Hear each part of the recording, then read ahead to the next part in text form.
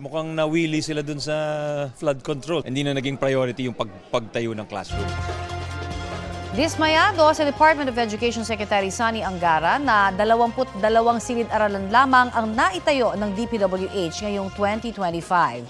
Malayo sa mahigit 1,000 classroom na target ngayong taon.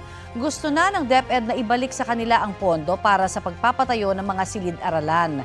Bibigyan daw nila ng kapangyarihan ng mga LGU at pribadong sektor na makatulong sa pagpapatayo ng mga paaralan. Ayon naman kay DPWH Secretary Vince Dizon, makikipag-ugnayan sila sa DepEd at maghahanap ng paraan para mapabilis ang pagpapagawa ng mga silid-aralan.